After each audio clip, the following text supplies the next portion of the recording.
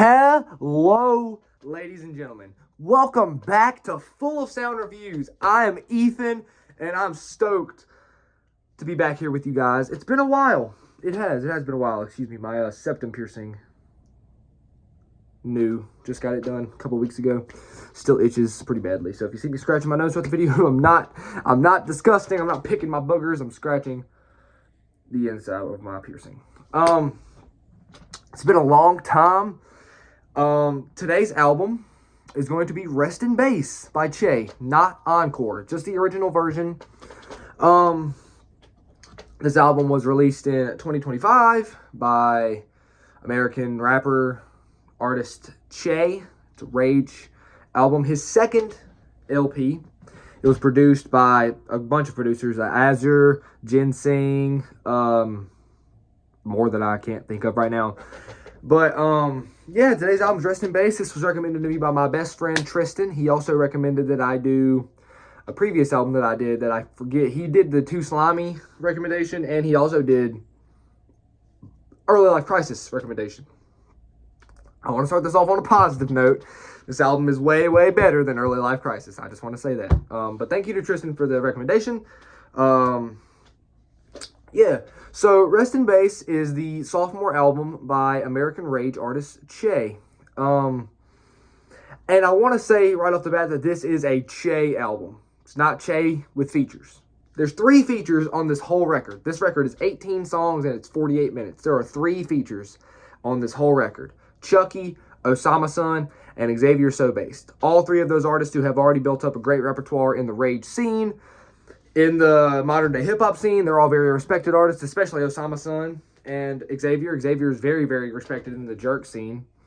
So yeah, this is predominantly a Che record with essentially little features, very small features on it. So he does indeed carry this album. He doesn't necessarily carry it. The production carries it. Azure and Ginseng and everybody else knew what they were doing with this one.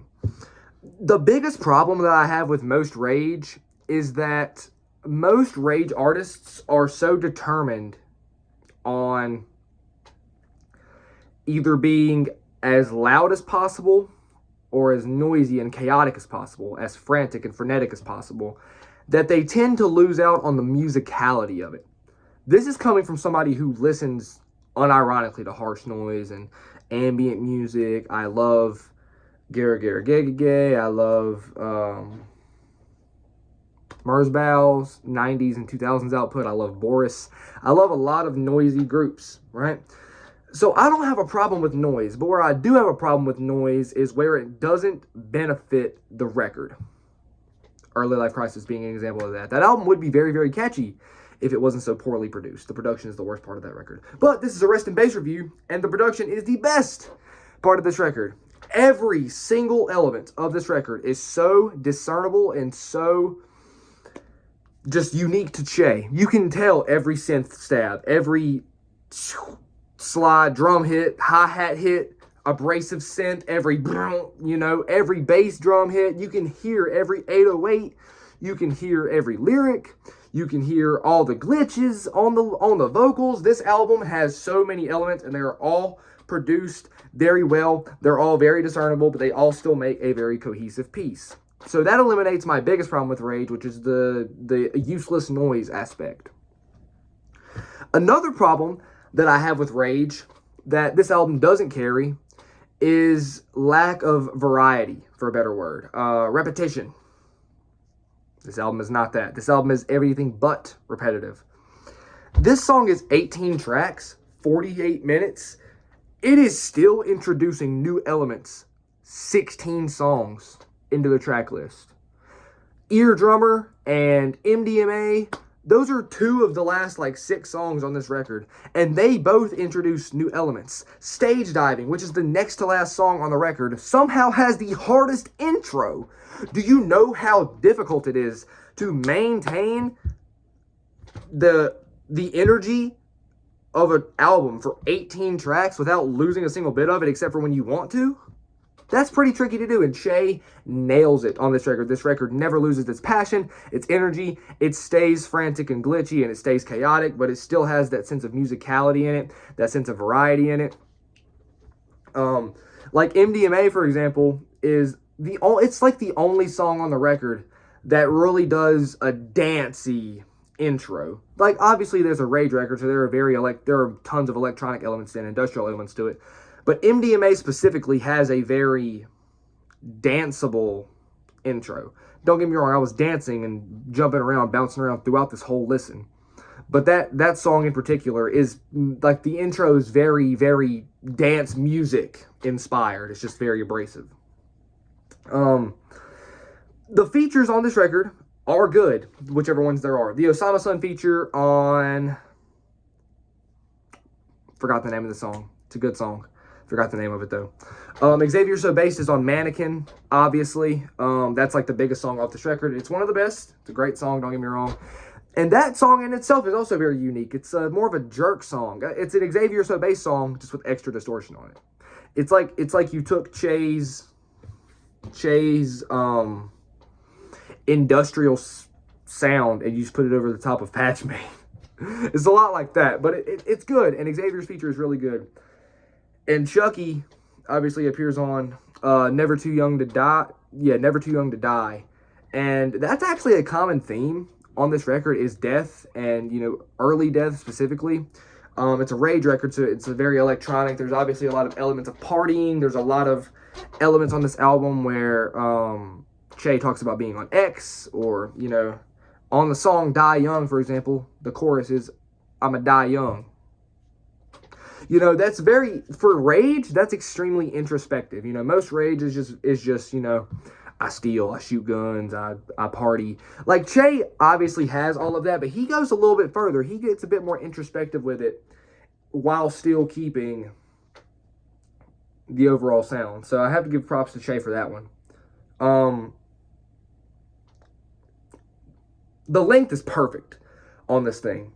There is obviously Rest in Bass Encore, which is essentially just a double album. It's just essentially double of Rest in Bass. It's just a deluxe edition. That one's really good too.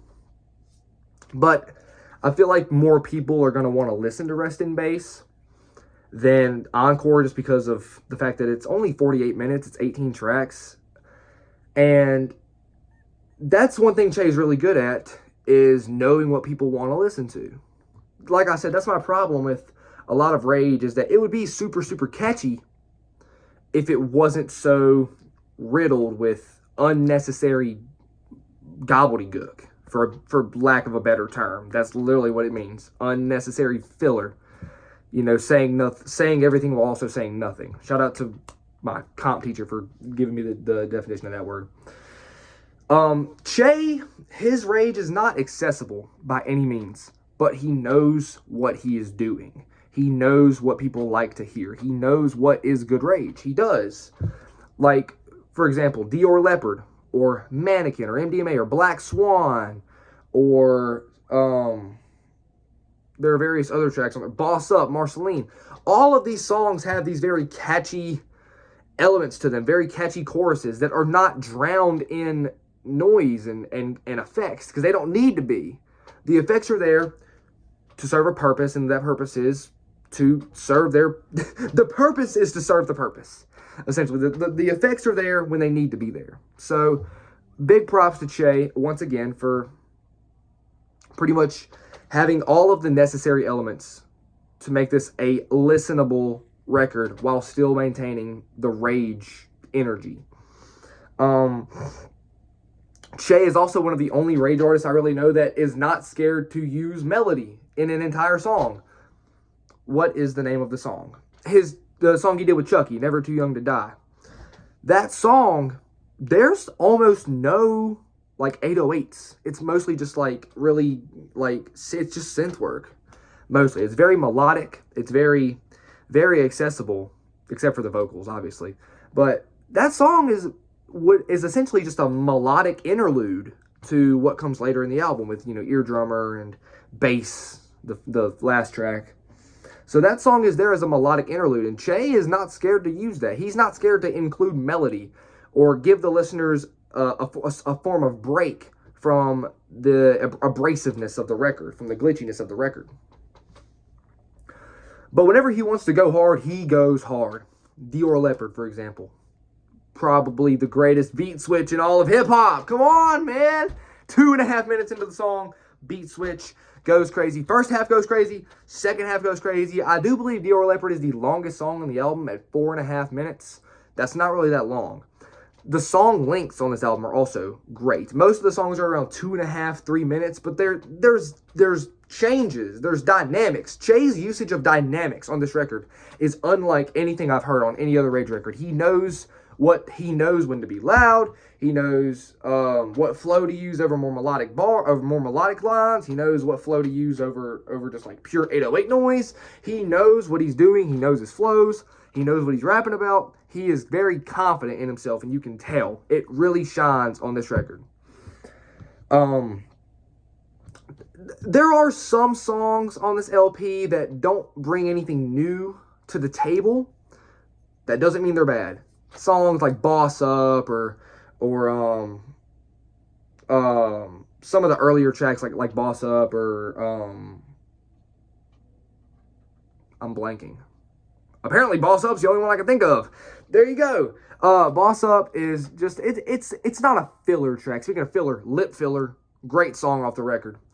It's not a filler track. It just doesn't bring anything new. And there are a few more songs like that on this record, but they're not bad by any means. And I personally see nothing wrong with, recycling a few of the same sounds if they work. And there are some motifs on this record. Like I said, there's the topic of partying. There's the topic of young, dying early due to the lifestyle.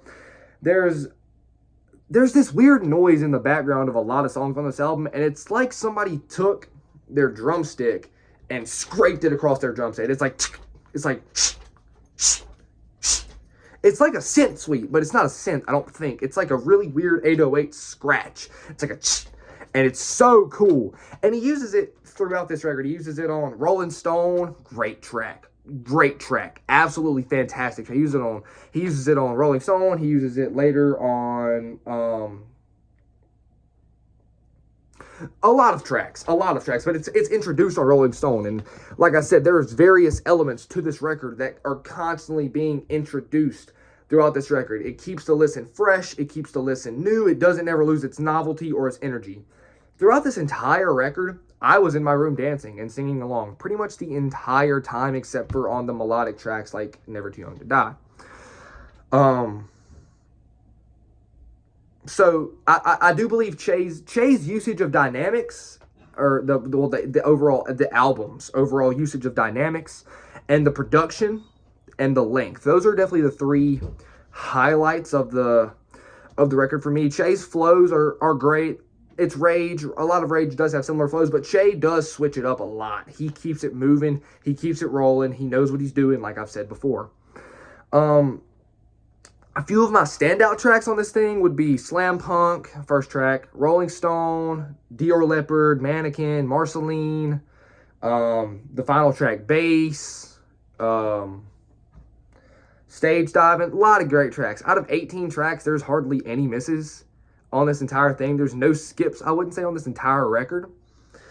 Yeah, maybe there are some songs that aren't as energetic or they're not as, frenetic or bring anything, they're not as novel as some other tracks, but none of the tracks on this record are bad by any means at all.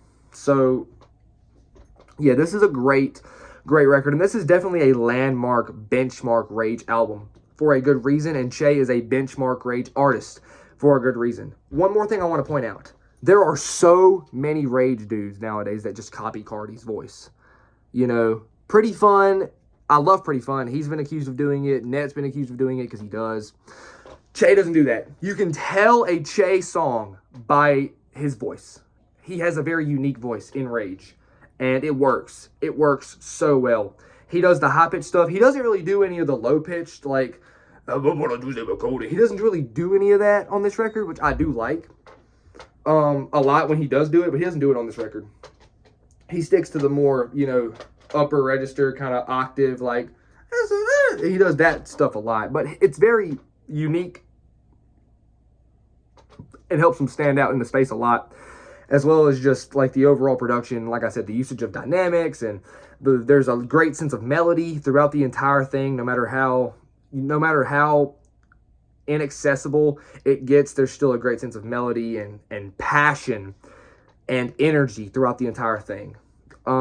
This is a great record. I'm gonna give it an 8.8 out of 10, 4.5 stars. Fantastic. I recommend anybody listen to this record if you haven't already. If you haven't, what are you doing? It's Che. Come on, tap in.